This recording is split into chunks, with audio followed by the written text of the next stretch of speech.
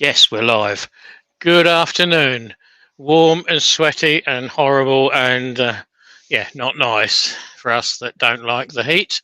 Um, it's currently 29 outside of the workshop and it's only about 28 inside here, so hell on earth, really, particularly with dust.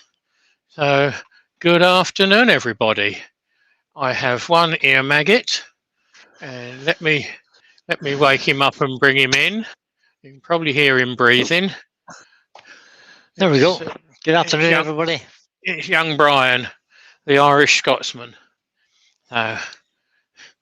Brian will be keeping me informed of what you reprobates out there are talking about and doing, and what names you're calling us all. And Never, hopefully not we name can, calling. hopefully we can have a little bit of a banter. Let me drop Brian in the background for a few seconds. Good plan. Get me out the way. Yeah. So what are we doing today? Oh, I believe it's sycamore. I can't be 100%. It's very dense, heavy, and what will be the top is covered with checks, which I've super glued. Now, the checks go down just about halfway down the rim. Wrong way. I never get used to these cameras, but there's quite a few on there. So I've mounted my faceplate ring on what will be the top. So to get over this, I'm going to do a radiused drop down rim to it. I could have gone the other way and put the ring in the center of what is a almost perfectly good face. No cracks, no anything in it. And I could have turned it out from the bottom. There is just one small drying crack just there. That knot you can see is the same knot that is there. So it's right on the middle. It goes right the way through. I can't see daylight through it, but it's possibly because I've dropped some super glue in there. So it could be an entertaining one. It's not too badly out of balance, but I've still got to be a little bit careful on what sort of volume we turn at, because it does rattle a bit. So I'll put my glasses on before I drop them on the floor. Go Rob over to a different camera. So I think we were will going. suggest with those cracks it might end up as a platter. Well, yeah, I'm quite happy to do it live so that you guys can see it. So I'm hoping it's going to be another way that you can get something out of a bit of wood that isn't very good looking to start with.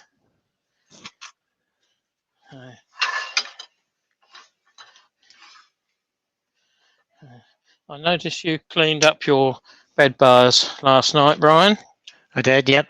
Got Yeah. all the rust or staining. Probably not rust, it was just staining off the Yeah, it was. off the timber. It came off all right. Just used some methylated spirits on a Scotch Brite pad. Okay. And give it a bit of a rub and then re-waxed the bed. It's all fine. All good. Yeah, and say all I did with mine, because this has got a bit crappy and super glue on it, was just attack it with a bit of 400 paper lightly, clean it up, and then my wax pad that I've got, I just rubbed it over, let it go off, buff it off, and it's as good as new. So I'm going to be making a start. We'll see what As long as you get that one out of the way. Yep. As long as you keep on top of it, yeah, and don't allow it to go rusty, it's fine. I don't think it'll go rusty. You can see how bouncy this is, but I reckon I can get up to about 400. quite comfortably. So just going to turn the big sucker on.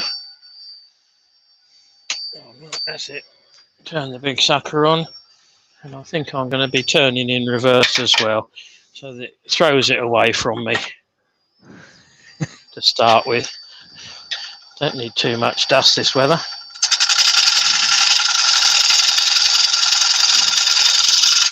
So I'll just, whilst you're getting that roughed out there, Yeah, it seems to be cutting quite nice. I'll tell you who's in the chat, won't I? Please, Brian.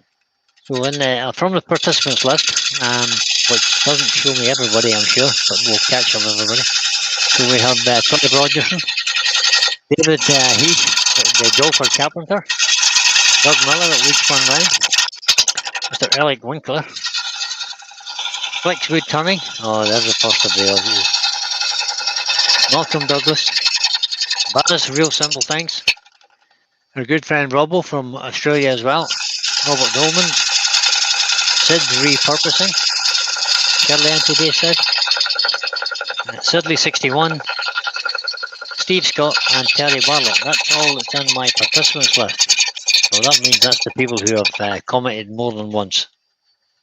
But there are a whole lot more. I think we have 20 odd watching. Welcome all guys. In fact, there's 24 watching now, so there are more in there. Whoever I've missed, we'll catch you as we go along, guys. Welcome to everybody. And welcome to the Aussies. Yep. It's good to have them. More than welcome. Lunchtime is a good time for the Aussies because it's evening in Oz now. Rob was asking me a question there, Keith. He says, do I need therapy after dirtying the lathe yesterday? Yeah, not quite as bad as that, Robbo. I like to keep a tiny, tidy workshop. Mine's tidy. It was done last year.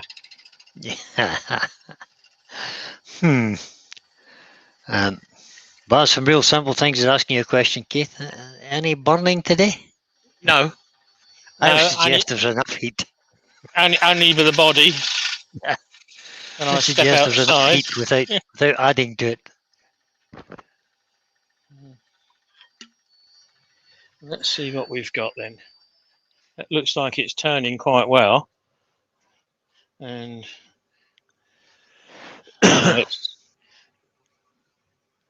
I would say it's sycamore looking at the long grain on there.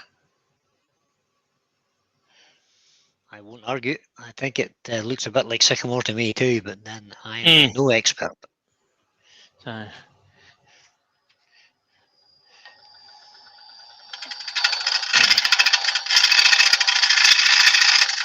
That was my first thought when you showed me the blank at the beginning. My first thought, it looks like sycamore. But...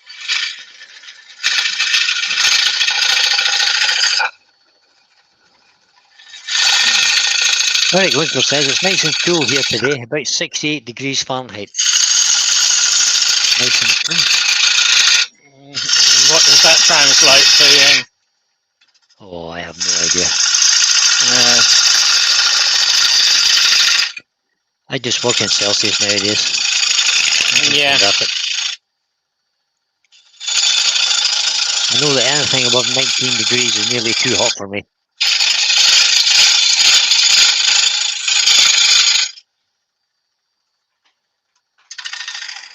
So we have Pete from Twisted Trees in. We have Mark the Gentle Wood Turner, and we have Hodgepodge who's in. Lawrence Pagia's in as well. Steve Scott. Welcome, guys. If I've missed anybody's name out, just stick another little message in the chat and I'll give you a shout out. Undoubtedly, we'll catch up with you all later on. Sidley61 is in. There'll be some questions thrown back, I expect. Hopefully there will. Pete has said, Pete from Twisted Trees has said, sycamore, is sycamore an exotic wood for our Aussie friends? No, it might be if it's got a knot in the middle. Yeah. But Linnykins has joined in. Hi, Linnykins. Hi, kiddo.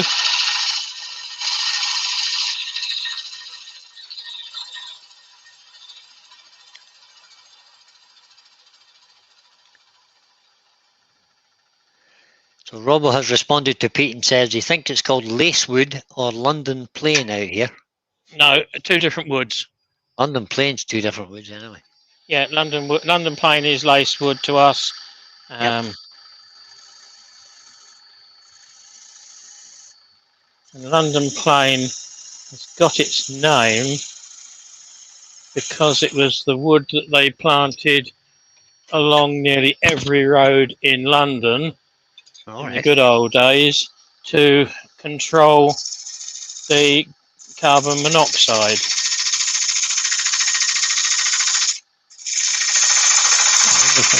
Eric Winkler has said 68 degrees equals 20 degrees Celsius, Fahrenheit, Celsius. Oh, it's still quite cool then.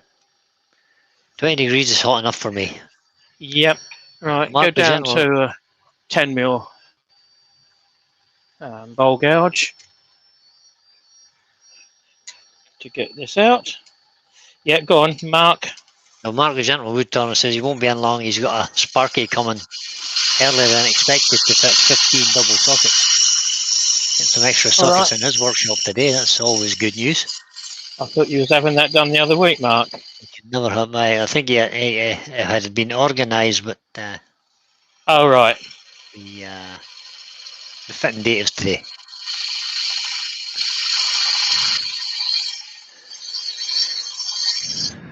You never seem to have enough sockets in a workshop. No, it's like in a kitchen. Yep.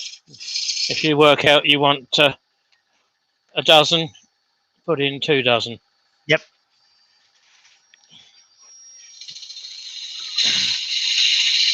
The amount of times I've had discussions with customers when been designing kitchens for them.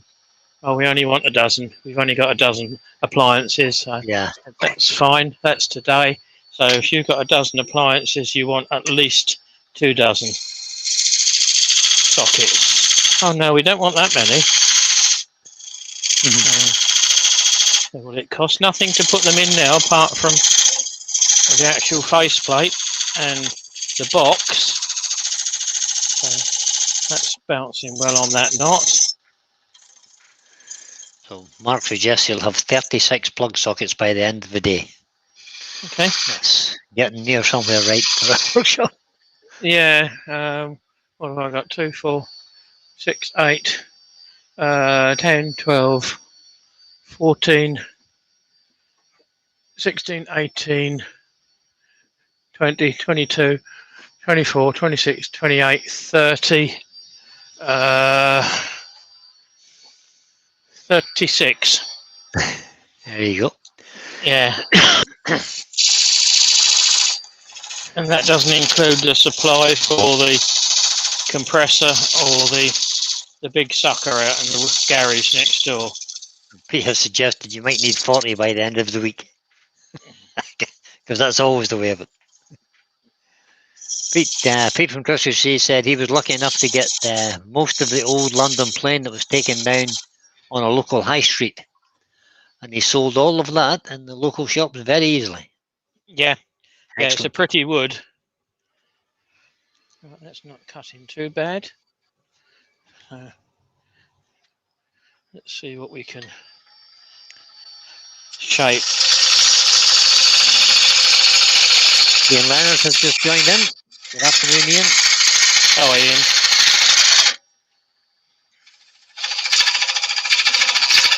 Come on. Mark, he just made a comment there. He says, I've got 36 sockets, but I've got 38 appliances. Oh dear. You've run out of sockets already, Mark. You haven't even got them in yet. Double up on some now. Yep. A lot easier and far better than adapters in them all. That's currently my issue in my workshop. I've got lots of sockets, but I've still also got extension leads, sort of 4-gang extension lead things. Right. I need to get them onto a ring rather than load up on extension sockets.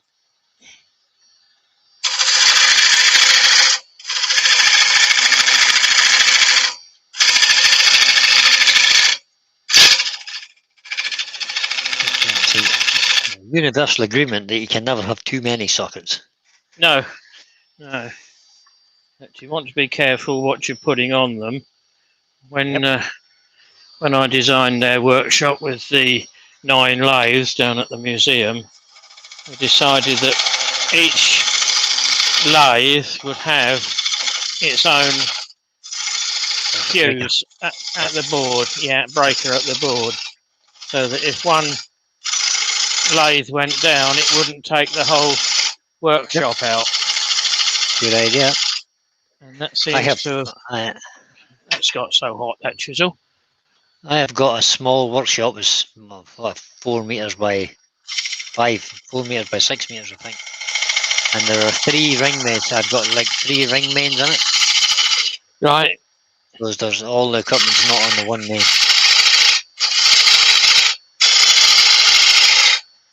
So all the big hungry things like the bandsaw and the table saw and the lathe are on separate rings.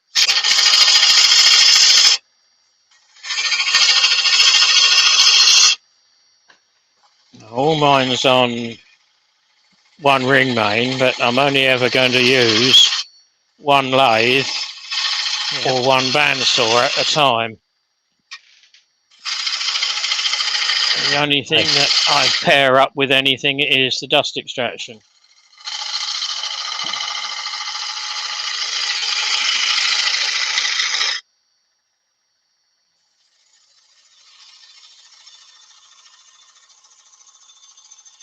Oh, Marcus is getting his new sockets wired to a solar panel system too. That sounds like an interesting development. I need to look at that for my shed as well. I have a solar panel system that runs the electric fencing and stuff up in the fields. Right. But nothing at the house yet. Well, I've got solar panels on the roof for the house, and that reduces the bill quite a bit.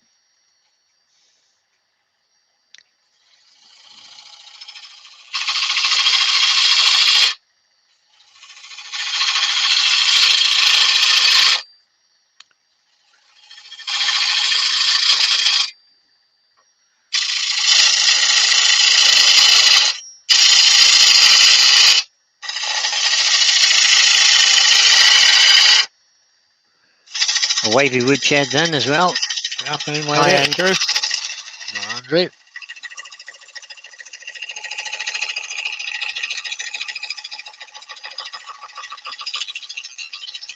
There's 40 watching, Keith. Oh, welcome, guys, and thank you for spending your lunchtime or whatever time watching me. I'll tell you one thing, this is hard. It's cutting well, but it's really hard. Heating the tool up.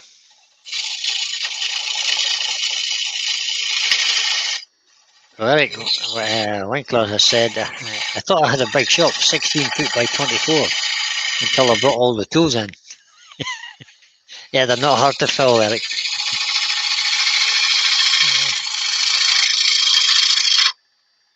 Particularly if someone else is ordering them for you, Brian.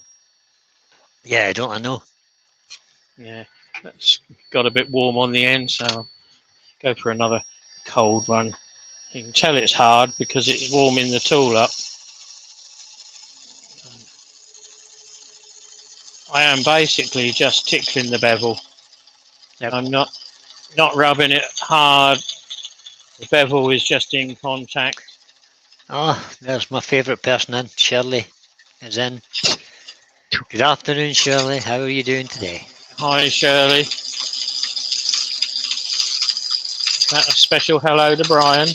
Oh, it was, yeah, of course. She says hello to Brian, my favourite Scottish Irishman. Or is it an Irish Scotsman? Yeah. Although I live in Ireland, or the north of Ireland, I still refer to myself as a Scotsman. And I always will. You can't ever lose the Scottish tongue, can you? Well, I've been here since 1975. Right. And I still have my. I kind of worked at keeping my Scottish accent because I don't want to lose it, because that's my heritage. That's where I come from. That's why people have a little bit of an issue understanding me at times, because I'm quite broad Sussex.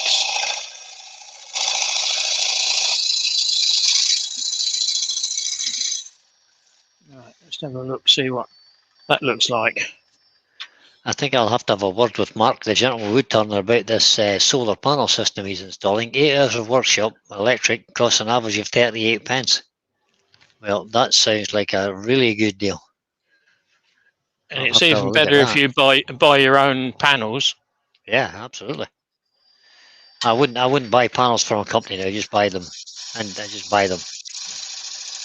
They're probably about £100 for a 100-watt panel. So it's about £1 a watt basically for a solar panel. I think mine are 120-watt panels. I'm not sure. I've got the maximum amount that you can have on. So I've got 16 panels. Very good.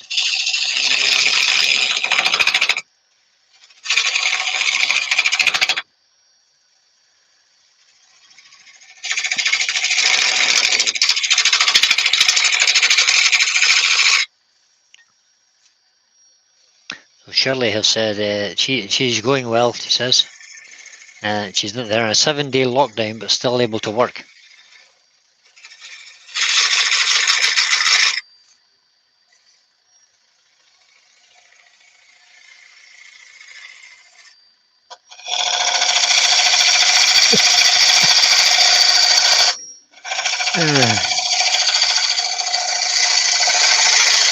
It says the universal law, referring to Eric here, it says the universal law is whatever your size of your shop, it is exactly 1/3 of the size you'll need.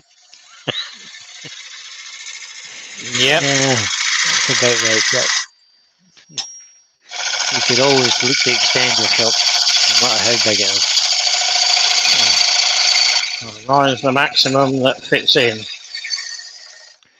So Flex Wood Turning and Creations has got 24 270-watt solar panels operating. Yeah, that's Australia, and I think Yep. they've got different rules to what we have. Well, if you're building it yourself, as long as your inverter or battery pack or whatever it is you're storing the power in, can cope with it. No, mine goes straight into the grid. Yours goes to the grid, okay. Yeah. If I was having a system, I'd be trying to be self-sufficient with it. There wasn't that around when I put this in. No, I know that. It's far more advanced in countries like America and Australia. A lot of people live off grid there as well. So.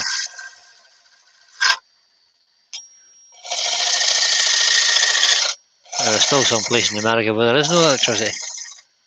Yep. We're the richest country in the world. It's crazy. There's still some place in America where there are no roads. Well, it's a bit like that round here in places, and particularly down in the West Country. I mean, I've driven up one of their sea roads and wiped all the oil off the bottom of the engine where the grass is growing up the centre. You'd think it was just a farm track. So David Matchett has just joined us. He says, sorry I'm late. You're not that late. You've only been going 25 minutes. Late. Yeah, you're not as early as some. That's all it is. That's it. I'll tell you what, I'm quite impressed with that straight off the tool. It's looking good. Yeah. Get in there with 24 grit straight away. Who said that? Yeah, there with the house brick. Yeah. Tool rest. I knew it's here somewhere. So Mark says he has a 60-40 split. 40% goes to the grid. We use the rest, and any extra we need gets fed back to us at a reduced rate. That's very good, Mark. We don't have any. I must investigate that actually. I'll have a look and see. Right. Is that enough? That's, My electricity bill for the last quarter was £234 or something. Get rid of that knock. Just got rid of the knock. What knock was that? Probably working where you guys can't see now. No, we're okay. It's a good picture for showing how low the handle of the tool is to produce that nice slicing cut. Yeah.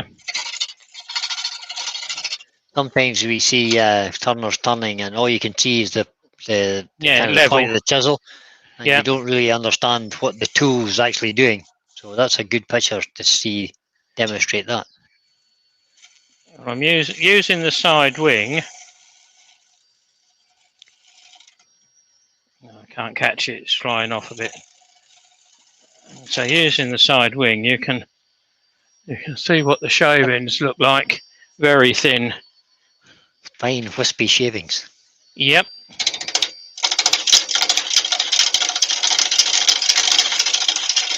Thanks, Mark. Any information is Mark has just said he'll ask his landlord what the details of his system is.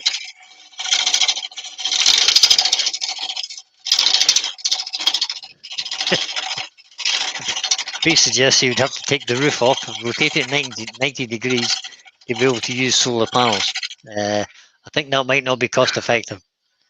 No, you can put them on both sides, Pete. Yeah, but if your house doesn't run if your house is not sort of east-west, it makes it more difficult.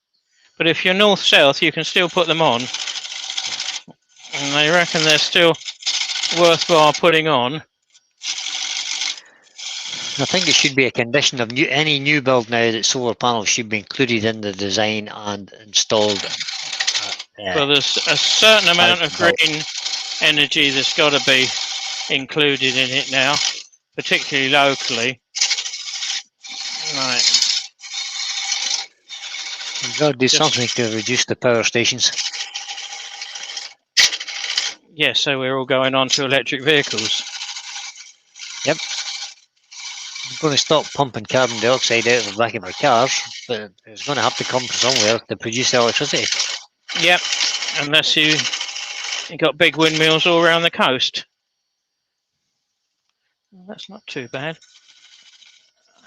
I'm doing a bit of a no-no. I'm actually turning the wrong way for the grain. Yeah, Chris does suggest Keith, that's a lovely tool rest. Is someone missing a handrail in your area? Nope. No, purpose made. It is, aye. The stainless steel? Yes. Yeah, 30mm bar.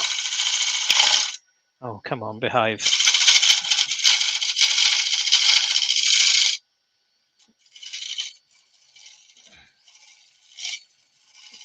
I said to a mate just after I bought the lathe, oh, it'll be okay, but the tool rest isn't long enough, and I could do with one that's got a kink on the end.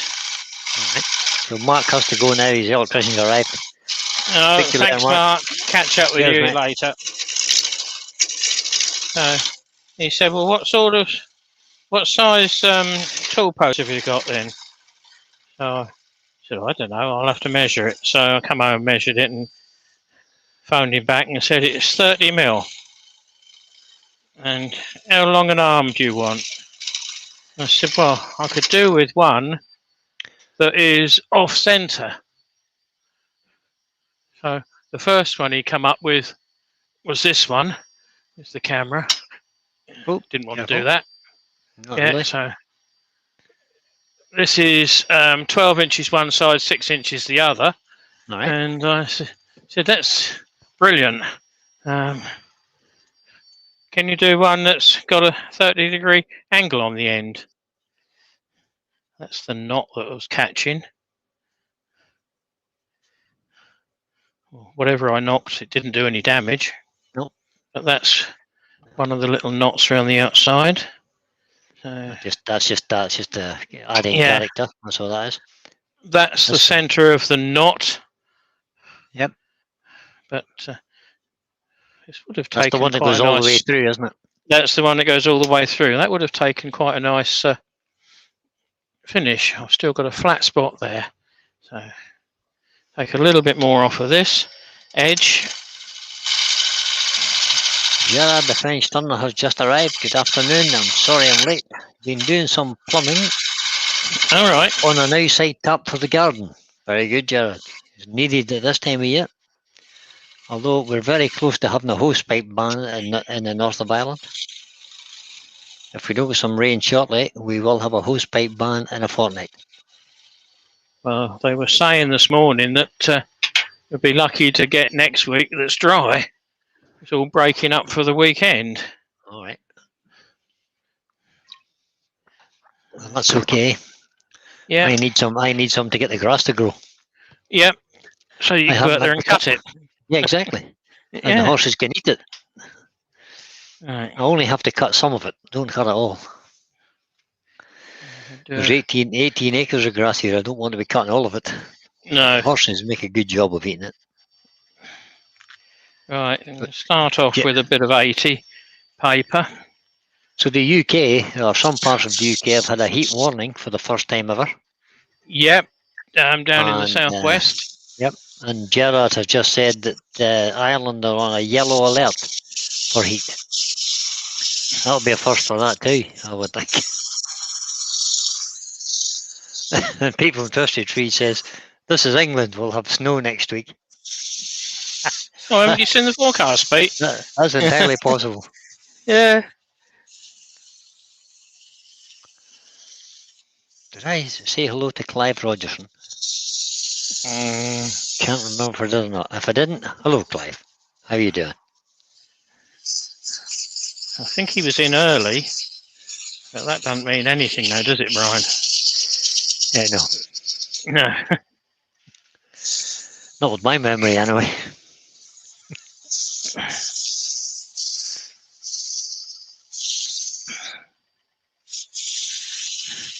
And congratulations on your goblet that you did. Thank you, mate. Quite stunning.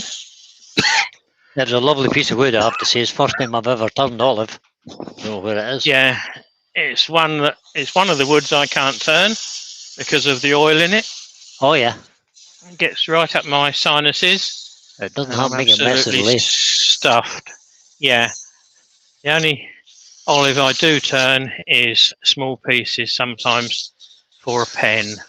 Oh, there it is. Most of it gets given away. Yeah. And the two rings that are left on it Hang on. are now interlocking. Hang on. Where are we? Wake up the mouse. Wake up the mouse. Oh, sure. Yeah. There's a little goblet with interlocking ring. Down a bit. Down a bit there, so the rings are now interlocking. So that's a little dude. Nice little with interlocking rings. If I would have done it, I would have made the rings slightly smaller. That's exactly what Pete said. That's the first time I've done a goblet with interlocking rings. Well, any rings, they would have been that much smaller. Yeah, closer to the stem. But that was my first attempt with the ring forming tool. Ring tool. So I made them a little too big. But there you go. It's a good learning experience. Yeah, they do need to be. They do need to be sharp. Those tools to use them. Yeah, they do. Aye. They're pretty easy to sharpen. Yeah, you do it on a diamond. Yeah, diamond card. Yep. Just hold it back up again. It's only really the tip that you've got to do. Hodgepodge thinks I'm running out of space for storage behind me. He's probably right. But 400. I got a contact today from a furniture supplier. I'm going to speak to them about putting some bowls into the shop. Just to decorate their display tables. Right. So they do lots of kitchen tables and all sorts of furniture, basically. I did that. Yeah, I did that to one of our plumbers merchants that did kitchens a few years ago. Oh, they're nice bowls. They're nice bowls. Uh, the prices were on the bottom. Didn't sell one, but it helped him sell a kitchen. So, Well, I'll just put them in there. If somebody wants to buy one, they buy it. If they don't, yeah, yeah, I'm not really worried, to be honest. no, I wasn't I'm, too worried, but like I say, I didn't sell one. I'm not making them to sell at the end No, of the day. Although it would be nice. it's always nice, right? That's 120. I've sold a couple of pieces, but I've just sold them privately and Right, not advertised them anywhere. Or, going to a bit of 240. See how organised I was. see Didn't get that? any paper out. Yeah, But we're talking of paper, I need to buy some. right.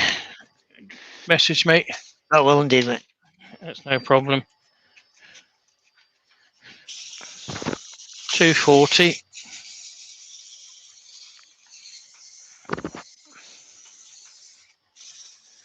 So, oh, Brian Watkins, I haven't seen his name before. Hi, Brian. How you doing? Welcome. I did think I said hi to Robert He's, either. Hodgepodge work. he's out in Spain, so He is. He just said there, he says, I love olive wood, Brian. We get plenty of it here in Spain. yes, it does play havoc with the sinuses, Brian. Yep, it does. That's what he said. Yeah. And the other one I can't turn, only in pen blank size, is walnut. Now, they both have got oils, Okay. so that's why I'm guessing I can't turn them. Because the oil, and me being asthmatic,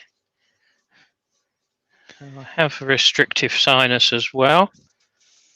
So I'm quite happy with that, you know. So didn't even shake this up before we went live. I It's don't a know what shellac. you're thinking. I don't know what you're thinking about today at all. I do. I was just thinking it's so bloody hot down here. With 41 watching, Benjamin had just said he's having a posh lunch, he says. He's having, Yeah. oh, I've lost it. It's disappeared. Let me find that again. He's having a beef, cheese, mustard, and gherkin sandwich. Okay. Very nice, Ben. Yeah, I bet that does your butt no good tonight. Particularly the gherkins. And Robert from Hodgepodge just said he was given probably 25 rough turned walnut bowl blanks Right. from a lady who developed a walnut allergy. Yeah. Well, that was good for you, Robert. Not so good for her. No. And No, the you don't. Lenican has said, get aircon, Dad. I have. I'll shut the door. I've got the wall extractor running, full lick. I've got the big dust extractor sucking out full lick. It's not too bad in there. Just dry this off, and I'll have a gander at the internal thermometer to see what that says. Robert was suggesting that you wouldn't want to touch camphor laurel. No. That would do you no good either, Keith, he says. No, I can't see it because I'm looking right up into the LED light, so I can't tell you what it is in there. But it's currently saying it's 29 outside on the PC. Right, that's the inside done with that. Just need to get a little bit of heat on that too. Lenican is showing off, Keith. Really? She's had to turn the air conditioning down a bit. Her toes were getting cold. I know. She's got both. She's got the split unit that she's put in. Oh, hot and cold. Yep. Very good. But she's got an advantage over most of us because the other half works for a aircon company. There you go. That's why then, eh? Yeah. But the heating they had and the boiler they had was shot, to say the least. So it was a cost-effective way of doing it. Plus, she doesn't like the heat anyway. So that's what they did. Right, that's had sanding sealer. There's a bit of a pink hue showing through that timber. Yeah, I've going to use fine paste wax. And I'm reverting back to the way that I always used to do it. Weebrax pad, put it on with the lathe stopped, liberally put it on. Why do you use a pad like that, Keith? So it's almost an abrasive pad, that, isn't it? Yeah, this is 1600 grit equivalent to. Why would you use that to put wax on? Because it's denibbing. And denibbing as you go. Yeah, yeah. And I will use this the same as you would normally use Yorkshire grit, if I'd got any. So I put that on. Yorkshire grit? Oh. No. Oh dear. No. Put the lid on that so that doesn't go tits up. Right, start at a fairly slow speed, not that slow, and work it in with the pad. Baz, some real simple things saying his car is telling him it's 29.5 degrees Celsius at the moment, but there's storms on the way. Yep. Hungary's got a load of thunderstorms. I checked on the PC before I come out at just before 12:30. They're a hell of a lot over there. And if anyone's interested in watching storms developing and watching the actual strikes, realtimelightning.org is worth having on the PC. You can see where it is, where it's coming from, when it's likely to hit you. I followed it yesterday here down in West Sussex, and 15 miles away they had one hell of a storm and rain. We didn't know anything about it. It wasn't until I went in and looked at the PC and said, oh, no wonder it was a bit dark over there. But it is quite a useful feature. You can see of a night time where the weather's coming from, follow the storms around. It does the whole world. So if Robbo's having a thunderstorm down under, we can watch him and we can have a laugh at the same time. Right, that's now massage that wax in. And the reason I use the paste wax in preference to wood wax 22 is that this one can be taken off straight away. So we're running at about 800. I'll drop the speed down. Temperamental today. Wipe it off.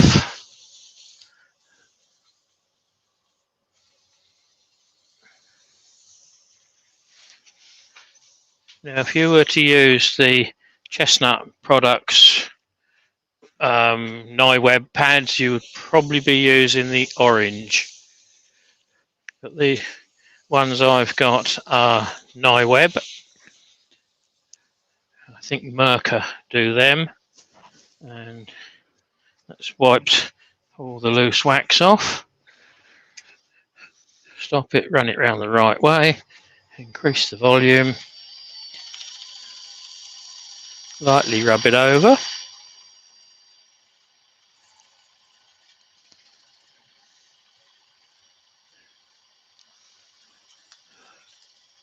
Don't know how this wood is going to respond. I'm not looking for an ultra shiny finish. I'd rather have a sateen finish. Right. So there's the link to that real-time lightning thing. If you want to have a look at that, guys, I've just popped a link in there. Yeah, I've got that saved as a favourite on mine. So there's the outside, or the underneath. Some stunning grain in there. You can see the streaks through there. It's a little bit bland just there. And then we've got some more character coming up through there. So carefully take it off. The European continent, Germany and Belgium and places have had some real bad weather in the last sort of week or so. Yep. That's been Like I horrendous say, over there. Hungary have got it at the moment, as far as I could work out. Right. I've just nipped it to it. I'm just running it round a couple of turns on the jaws. The jaws are cleaning out any wax that's got left in there, and that's pretty good. And now I just pinch it up that extra bit to hopefully work. Tool rest. So, Richard from RJK Spinningwood says, question for you, Keith. Go on. Looking at the grey sludge while you were waxing, I take it this method is not great on an open grain wood. I use it on all sorts. I use it, yeah, no problem. Basically, how open grain are you looking at? It works quite well on oak and ash. If you've got very white ash, you've got to be a little bit careful. Other than that, I've had no issues with it. I reckon the bowl has got to start somewhere about there.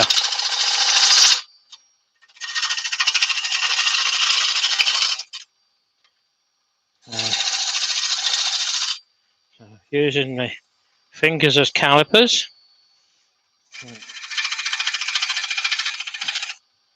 It's surprising how accurate you can get with them.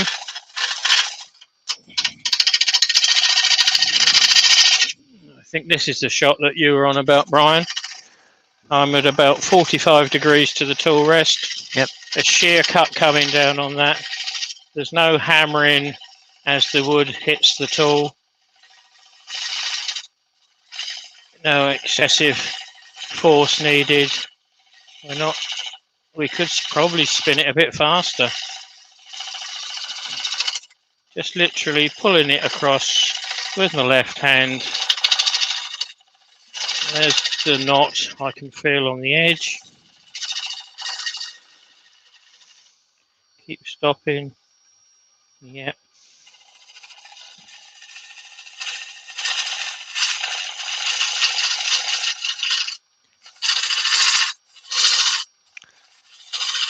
This is where you need to be able to reach around carefully, work out where the fatter bits are, the higher bits are. If you've got a pleasing shape on the underneath, you should be able to mimic that on the top.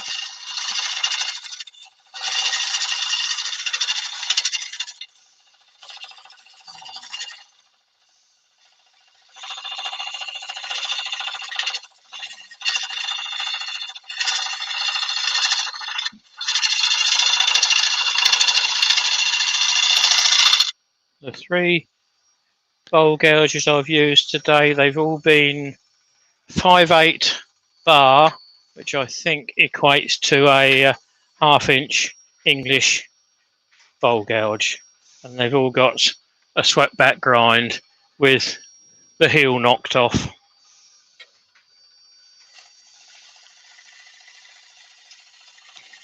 A little relief bevel at the bottom. Yeah, a double bevel on the back. Yep.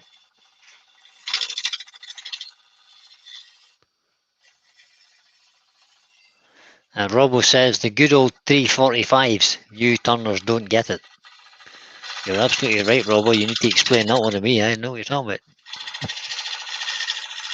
I think what he means in, if I can show you, and you'll correct me if I'm wrong, Robbo, but I think what he means is that angle is 45 degrees.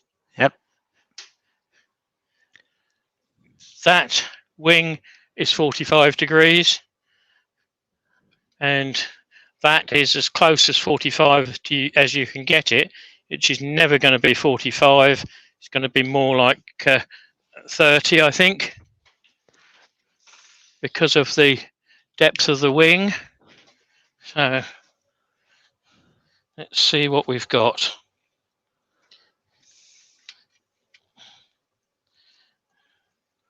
That one is set to 45 exactly. Oh, I see a new tool in my future. Yeah, that's set to 45. The wing off of the side to there is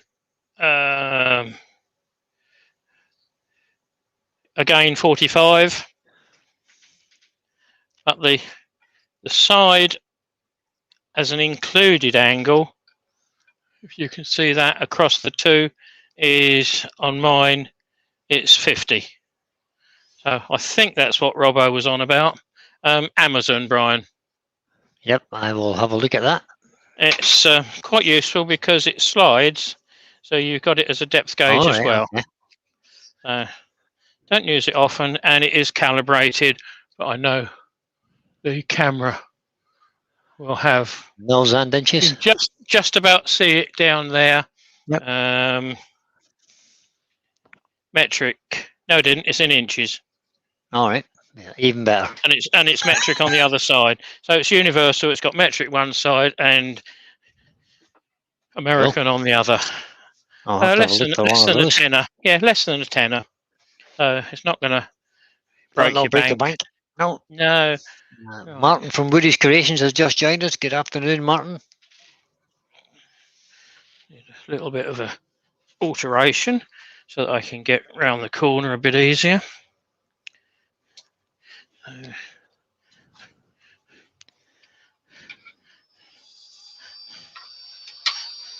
You're okay, Jared. Has metric on both. It has metric on the other side, Jared. You jumped in too early with that comment.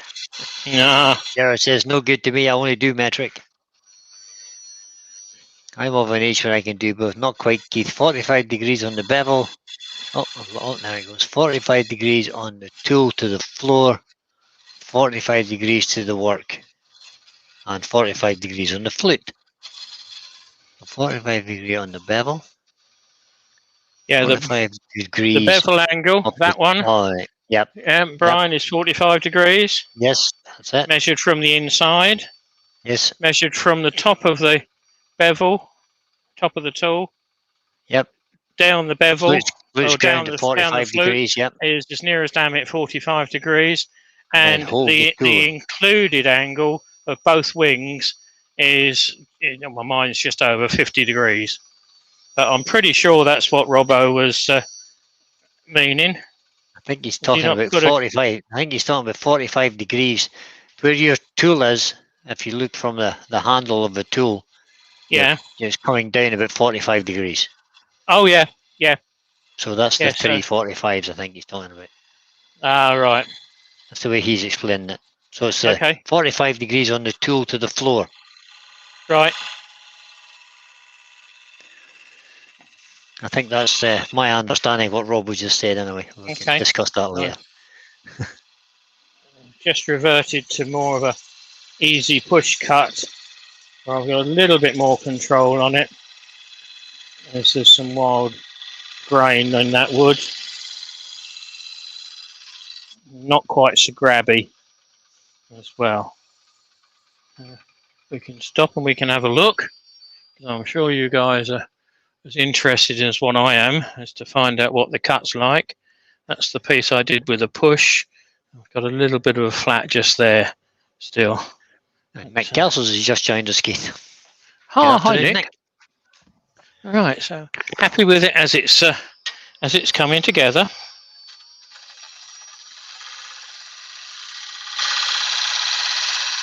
Now the cut I'm getting there is ultra fine.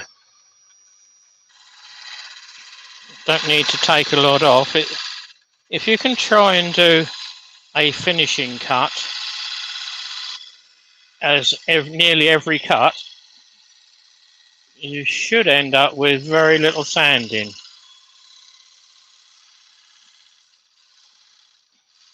Somebody's at my door, Keith. I'll be back in a second. Okay, new toys.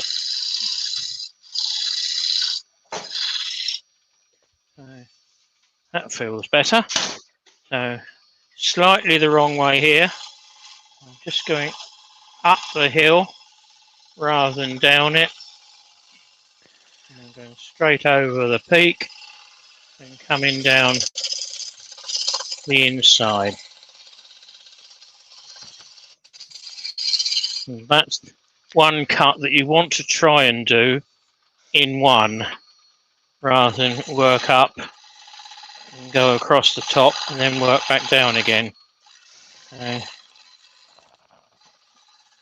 Just a little mark just there. But you can see I'm not taking anything in the way of shavings off of it. It's minimal.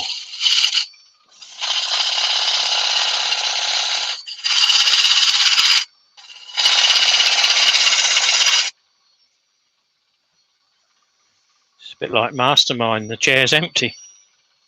So slightly uphill here, which is normally the no-no cut, but it's so fine and the gouge is literally tickling the surface of the wood.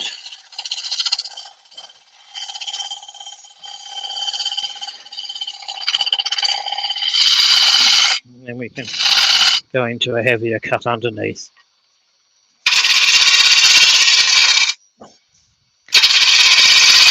Oh, I filled the Mastermind chair again, Keith. I'm back. Right. Sorry about that, guys.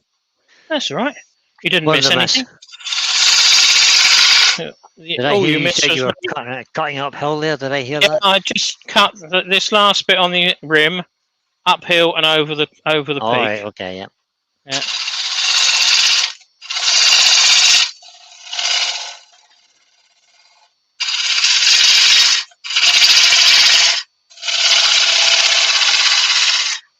Right. We can stop this now. Where did you put the screwdriver? Oh, I got it. I can take the faceplate ring off. 2-inch screws on this, and 4 of them, and a little bit of wax on the screws before I put them in. Nothing worse than having to try and cut either side of them and then dig them out. Or leaving them in there and cutting them attacking them with the gouge. So I'm going to bring that back round a fraction so you can still see, guys. Yep, perfect. A good picture. You can see the feature there. Can you just see there's a bit of burring across the top there? You can see it. Yep, it's nice. Yeah. So next bit is this little bit of a monster. See what we can do with that.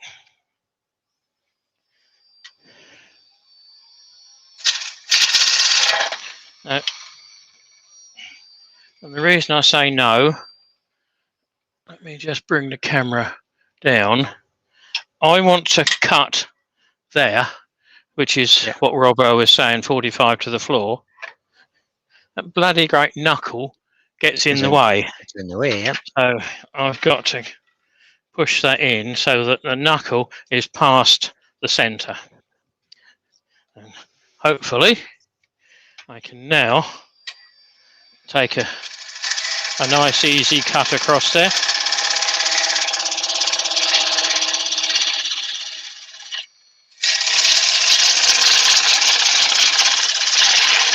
Gerard, the French turner's a little bit jealous of your turning headstock. No. Says, what would I give for a lathe with a turning headstock? About $2,500, I think now. The cheapest one. And Rob was not very happy with the design of your tool rest. He says, no, nor am I, Robbo. That's why I got those other two made. Let's put this back to You didn't tell me, Brian. But, on the picture. I just wanted to make sure everybody was getting a good look at that banjo. Right. Yeah, there's one of the. And Benjamin has suggested, my gosh, Keith fixed the locking handle on his banjo. Did you have a problem with your locking handle? Yeah, there wasn't one. And Ben, look, a donkey's knob. Oh, look at that. Two Excellent. For the price of one. Yes, I bought myself, but it's too long. It really wants taking out and cutting down.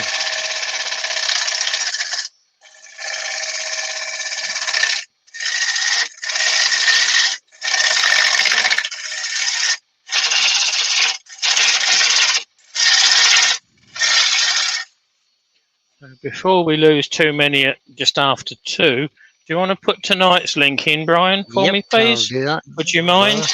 Because you're having me again. Because Andy's sunning himself at his niece's place, I think it is, on DIY. Apparently she's next to useless. He's not much better. So Andy's got the call. So they're spending a few days down there with them. So originally I was down to do either lunchtime or this evening, because Rich is out of commission at the moment, evenings or some evenings. So this was one of the evenings he couldn't do. What is wrong with What is wrong with Rich? Nothing wrong with him. All right. Nothing wrong with him. He was just too tied up with okay. Scouts and Girl Guides and whatever else it is he does. Vulture Scouts or. So he asked Andy to cover him. Well, Andy couldn't cover him 2 weeks ago, so I messaged Rich and said, look, Andy can't do it. Do you mind if I take the spot? No, carry on. So I did that one. And also Andy's away, so he can't do tonight. So I said, well, don't worry about it. I'll do both. So tonight, for your pleasure, guys, that piece of cherry, which is 3 inches square by about 2 3/4 square by about 8 inches long, we're going to do some end hollowing. And I've already apologised to Brian because it's going to be a goblet.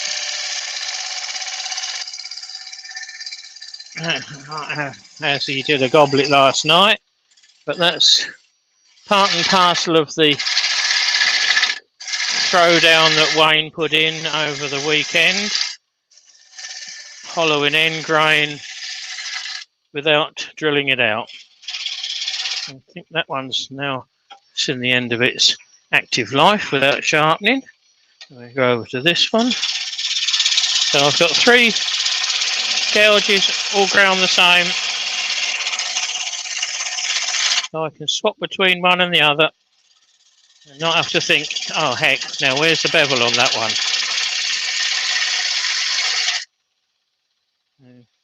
This is really... So there's the link in for Keith's Live tonight, guys.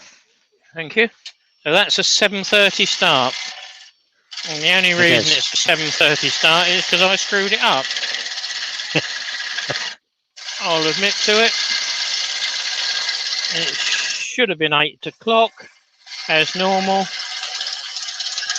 But hey ho, you've got a live to watch. Might be disappointed that it's me. But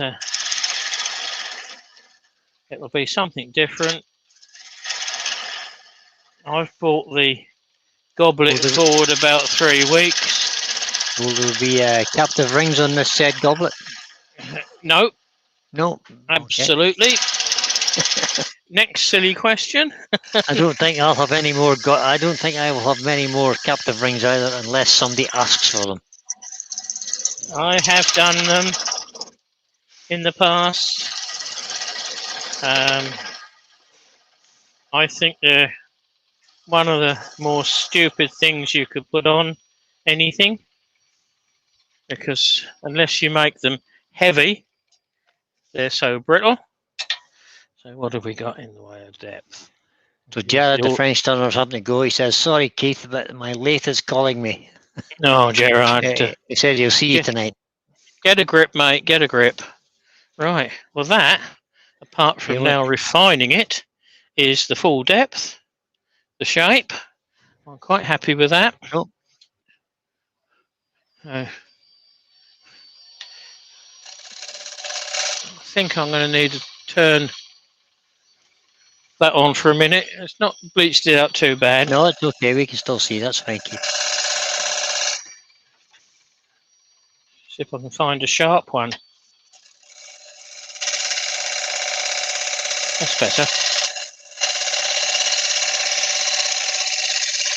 Yeah, Hodgepodge suggests, can we have a piece with 10 captive rings? No, you can't. You can if you want to do it yourself. Yeah. Come on and do the live, Hodge. Come on, Robert. Yeah. But I'm not Set that bleeding beaver to it. Robbo has said it's a useless object in my opinion. You're absolutely right, Robbo. Once you've done it and you proved yourself you can do it, unless somebody specifically asks for it, I won't be turning another one. I think some married couples like to have them as a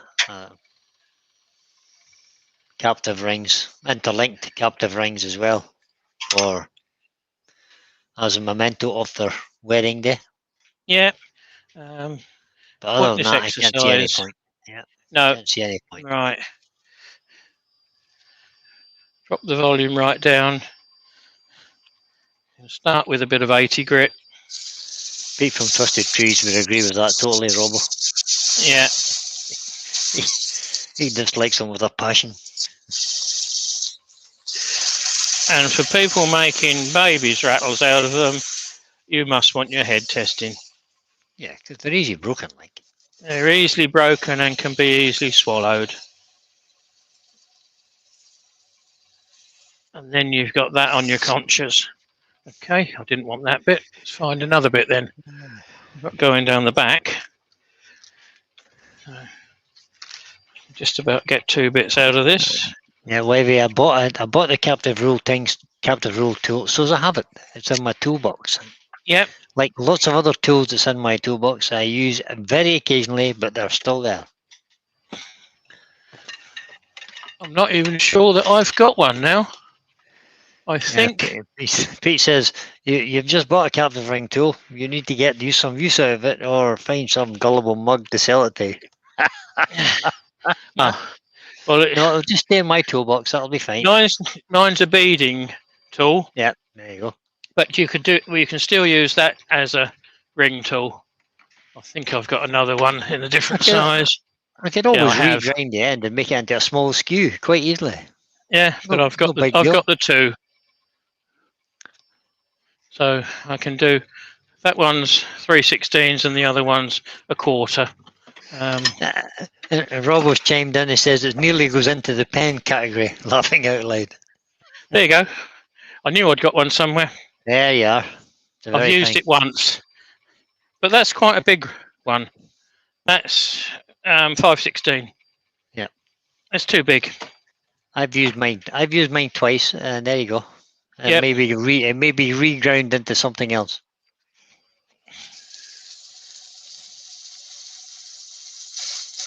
But you have to try these things.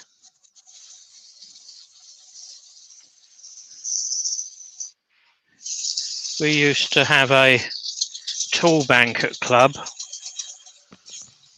where you could borrow, loan tools. Yeah, to try them. See that you really want to buy them. Yeah. That's a great idea for clubs. That got abused Get it? Oh, dear. a good few many years ago. Who's got the threading set? Not me. Nobody owned up. Not me. Yeah. Not Yeah. me. So That was the end of that then. yeah, basically.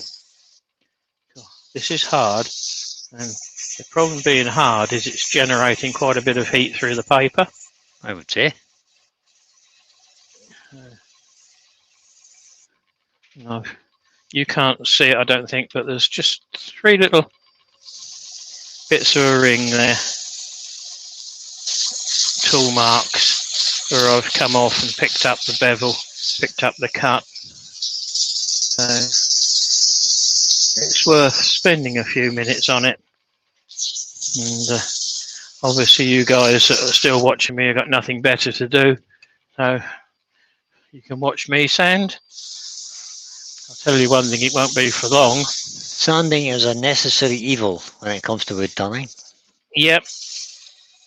Yeah, the least I need to sand, the better. Yep, me too. So that's why I'm trying to improve my got tool rid control. of, yeah, I think that's got rid of it. Oh, Needs must sometimes. Colour. Yeah, that's got rid of. There's a little one just there. You can probably. No, I still need it on to be able to see the sand. I could power sand this. So Robert Hodgeboy says the club he's in has a rose engine lathe that I can borrow. Yep, very nice too. Never heard of it. Yep. He says maybe one day when I have some extra space. So showing my ignorance here now, but is that it's just a lathe powered by an engine? Is this what we're saying? No. It does 3-dimensional. It's the precursor to the CNC lathes, basically. Ah. If you Google rose engine, I will indeed. it will show you what I'm trying to say. You need an ology in understanding as a minimum. Oh, jeez. Yeah.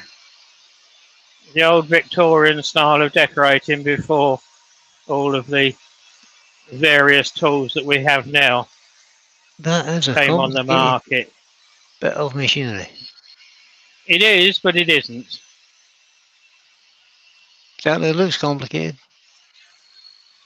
It's more complicated visually than actually what it is. As is the case with lots of things. Once you get your head round it.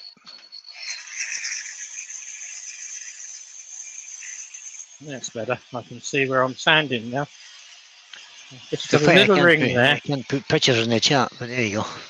Have a look at it yourself, guys. Google it, rose engine lathe. Comes up on that as a first hit. Is it John Edwards? I think he's one of the top ones in the country. I've had him at club.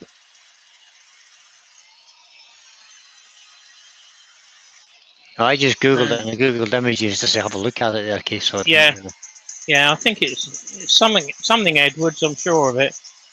He's relatively local to the south. He's either just north of London or somewhere close. But he bought it down, set it up. It didn't take him long to set up and showed us how it worked, and we were all in awe of it. I think I might even treat myself to a new bit of 80 grit on there.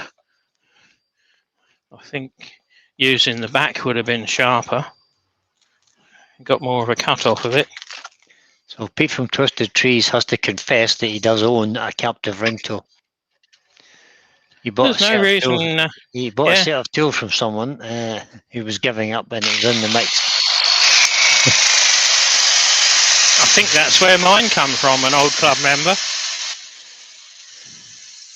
He says, if someone wants to wave cash under my nose, He prefers to cut them with a sharpened Allen key. There you go.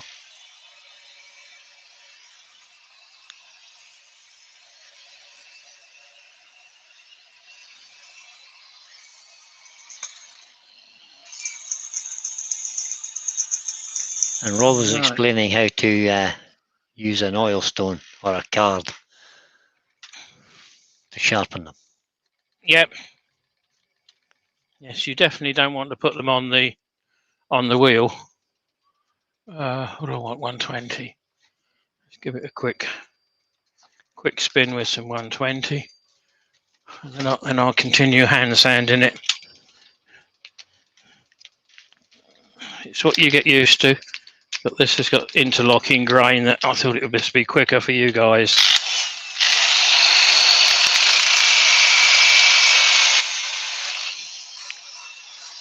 Nothing beats a bit of power sanding for speed. Now, there's something in the middle keeps picking the abrasive, so I'm guessing it's the knot. I would think so. Yeah. We'll stop and have a quick gander. Yeah. Don't know whether you can see that. The hell running in reverse.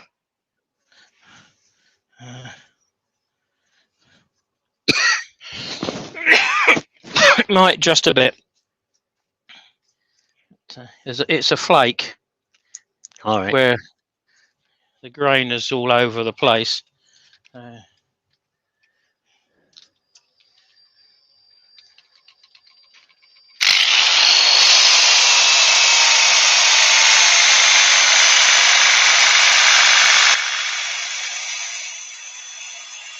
Because you can run yours in reverse, can't you, Brian? I can, yep. Yeah. Indeed. I feel sorry for those that can't.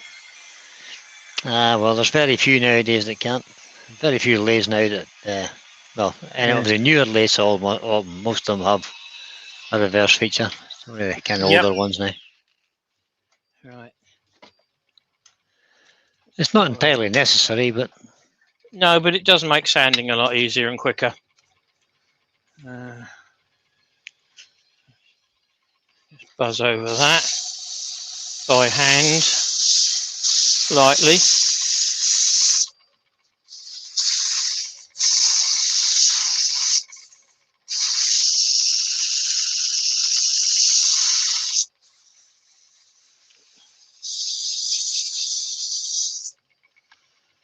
That's 120. This is 240.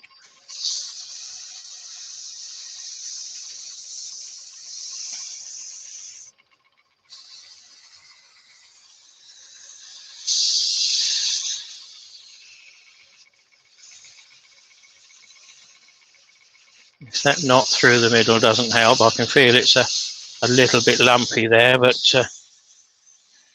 we're going to have to learn to live with that because I ain't doing any more to it.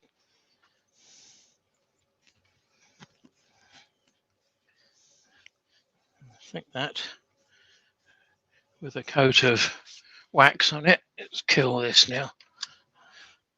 So Terry Hooper has just suggested he uses a ground oboe nail to make captive rings. Yep, we used to sell them at club. So that you could put them in a handle. Yep. Exactly the same as and grind them. They can make quite small ones on that.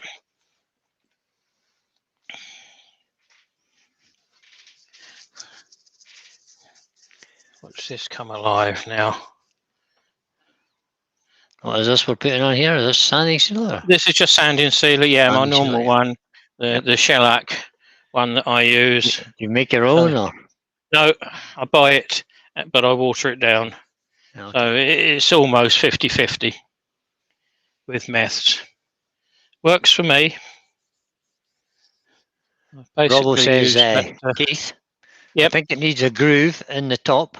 It's a bit plain at the moment, just my opinion. I'm undecided. I was going to give this a quick coat of sanding sealer, and that was on the agenda, That but little bit I of couldn't. burr pattern at the top is coming in nicely now, Keith. Yeah, I couldn't see the colour to know where I wanted it. I think I know where it's going to go, but now we can see it. Now we brought the grain out. Turning into an interesting piece of wood. Yeah.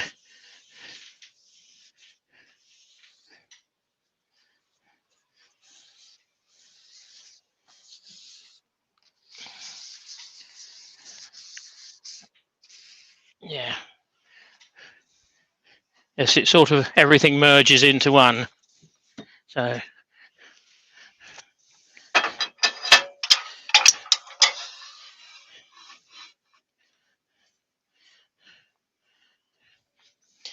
what would you say, Robbo? One on the top or one slightly either side?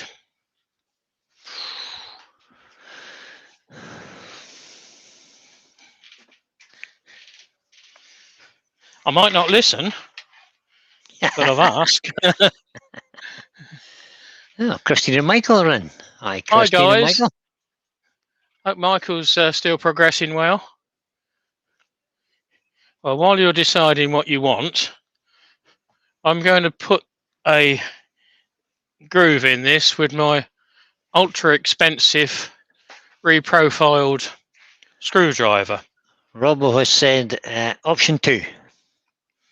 Two, one either side of the centre of the ridge. Yeah, that's what I was thinking.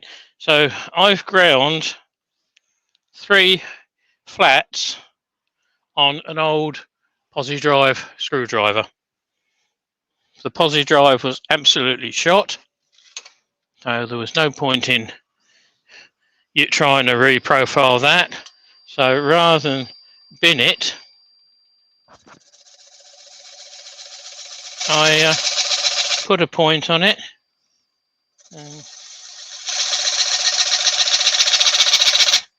That marks that.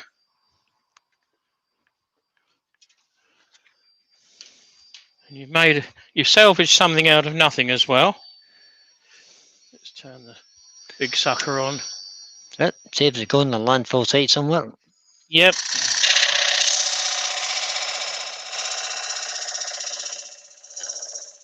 Go on, you bugger, burn. More speed, more speed. No, it is burning. As I can see it. This takes a while sometimes. The second one goes faster.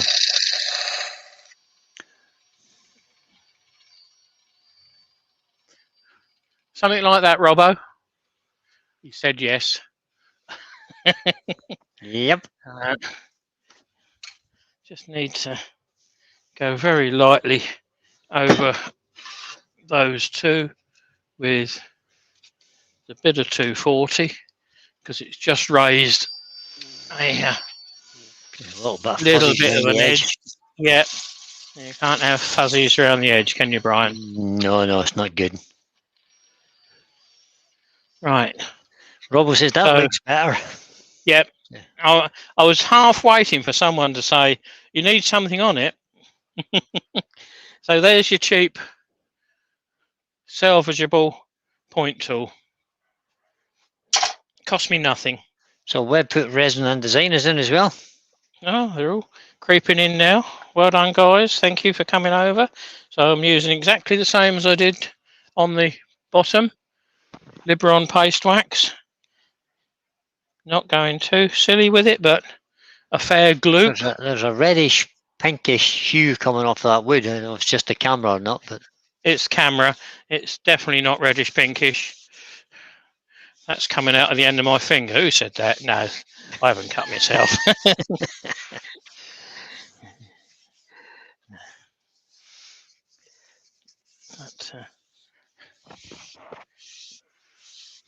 So put the wax on.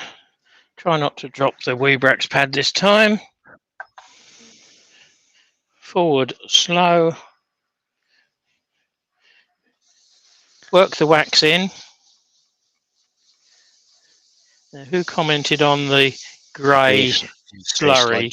I can't remember who it was now. No. Some of that is actually the colour coming out of the nigh web.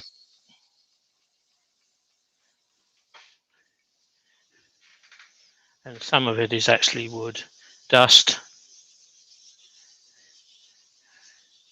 I might have to invest You in said that another. pad was equivalent to about 1600 grit, Yep. so it won't be taking a lot of wood off. If it's No. taken.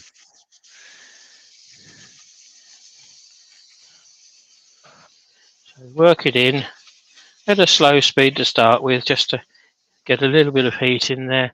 I'm going to crank the volume up a bit.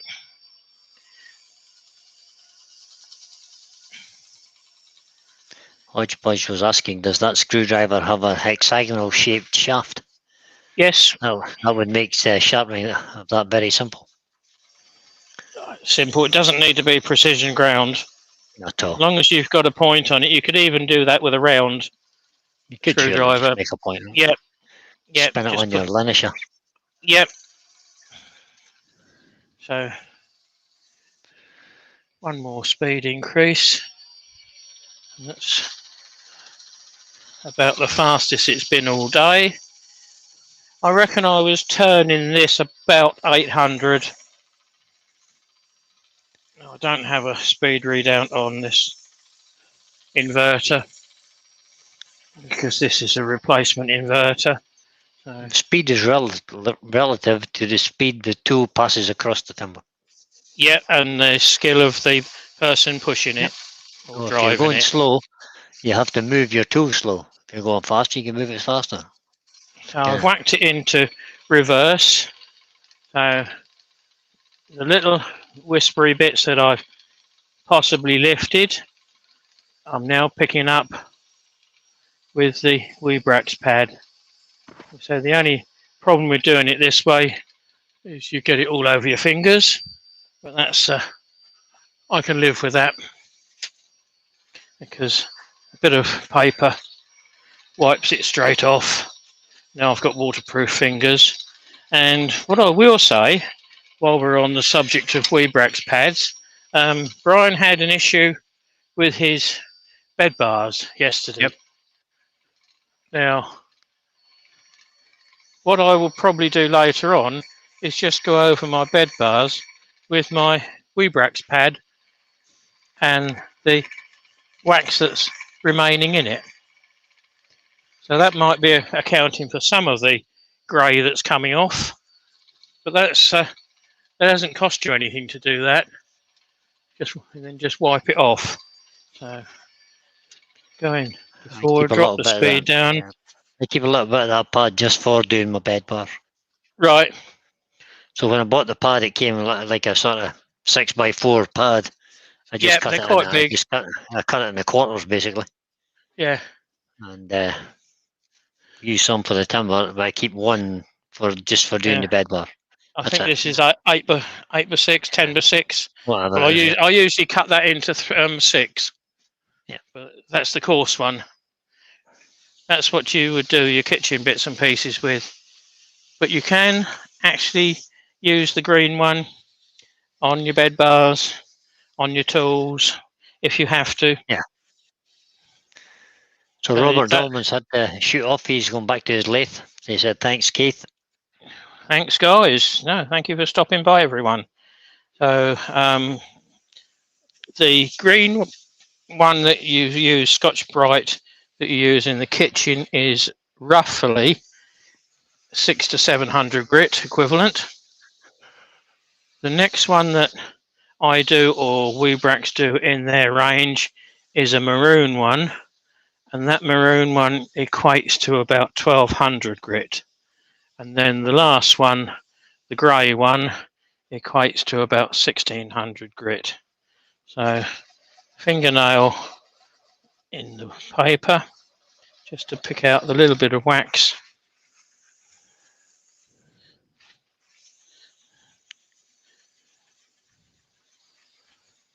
Let's get a little bit of speed on that to lightly burnish it off.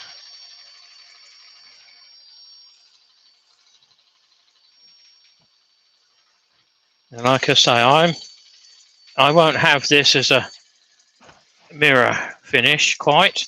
It'll be shiny, but it'll be a sheen rather than a high gloss.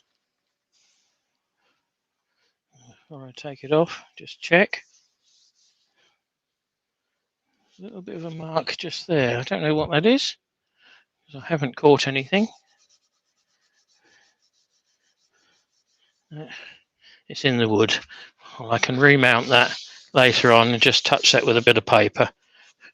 I don't think you guys can see that. Just at the end of my fingernail, there is a little bit of a mist, bit of sand in.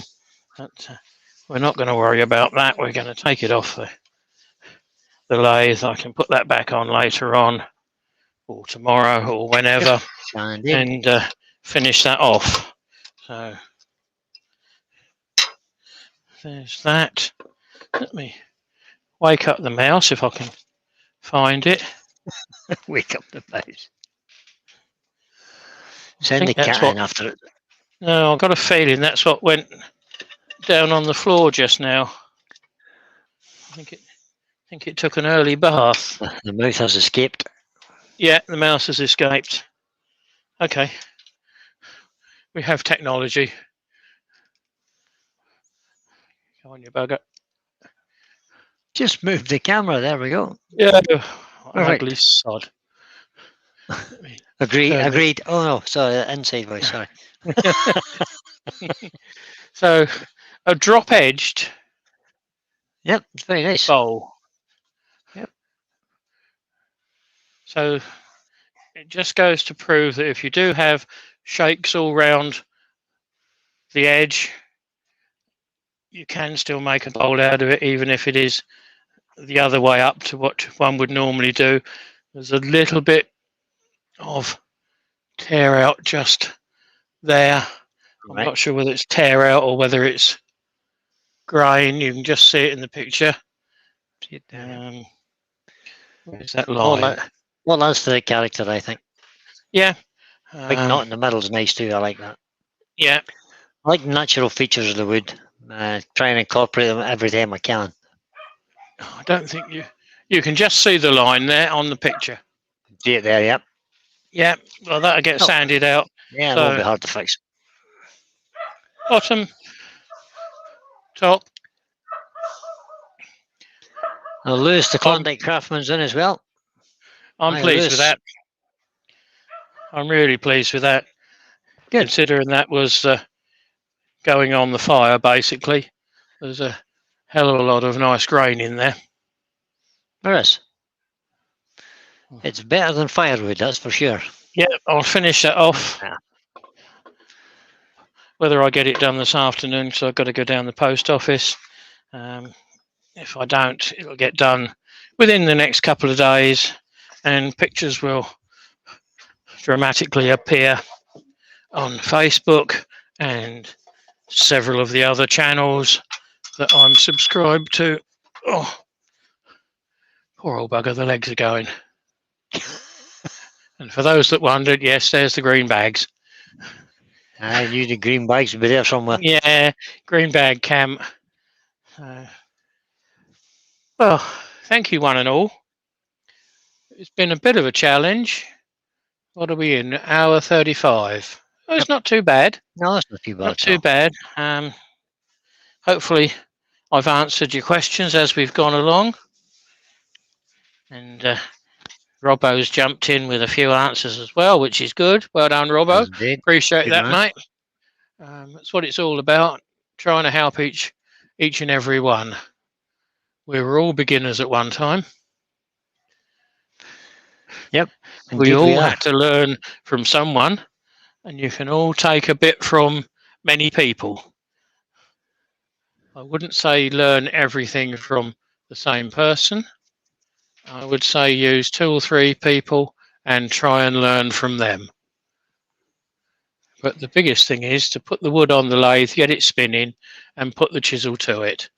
Have a go. You will learn a lot more with spinning the wood than you will with sitting there watching it and I'm in an hour and what do I do with it? Tommy's workshop's just arrived and he says, oops, it looks like I've missed it. I'll have to watch it back. Yeah, it'll be on later on. Tommy, some interesting stuff, mate. It's good. Yeah.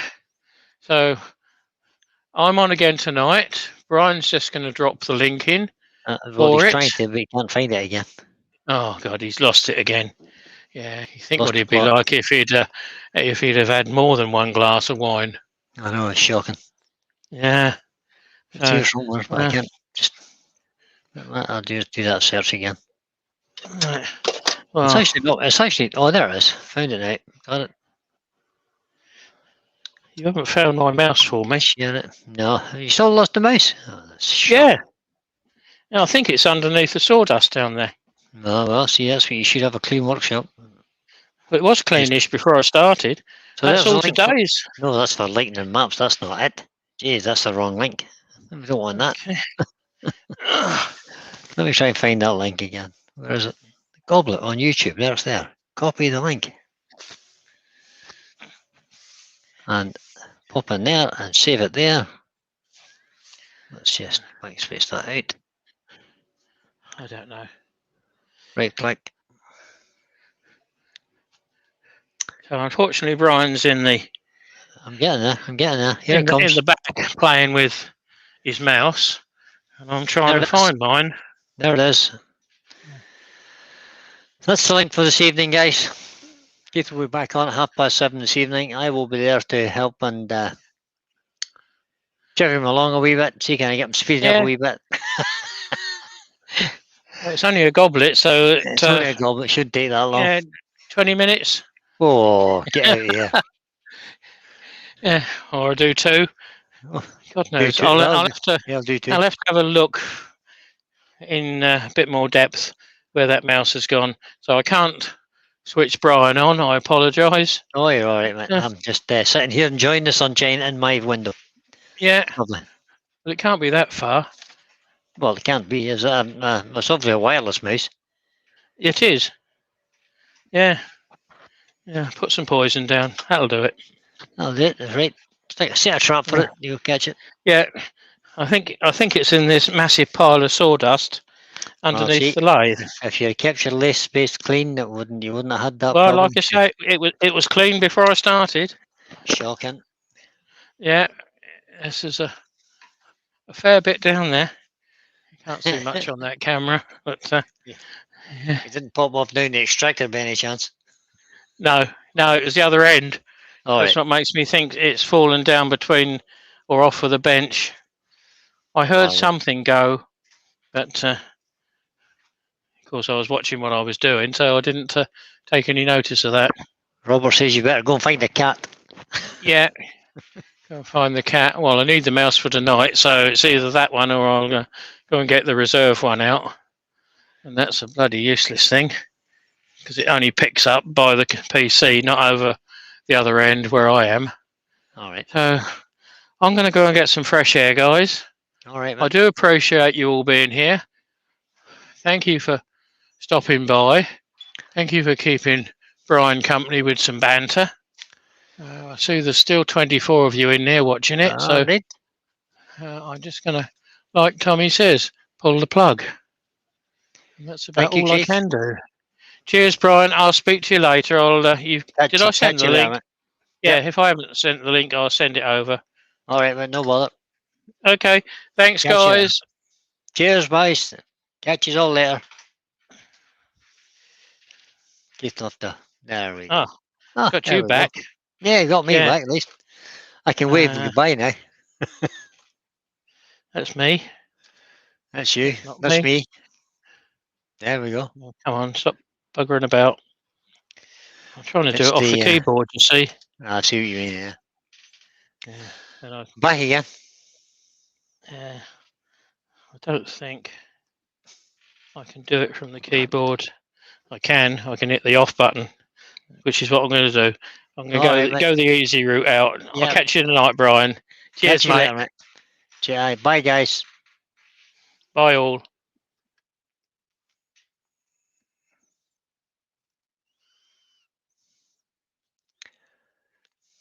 We're still live, Keith.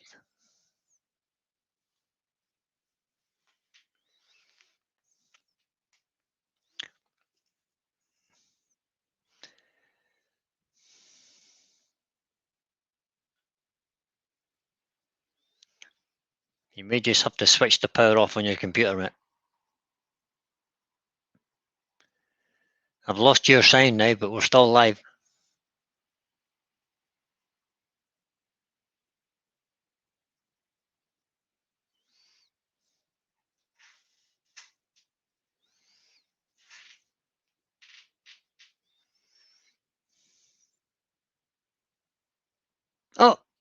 Now I'm back on my own. All good.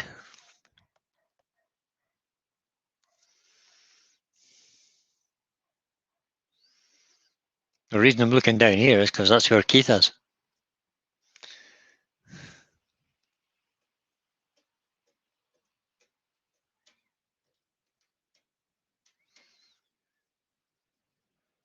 I've lost sound, Keith. Your microphone's off.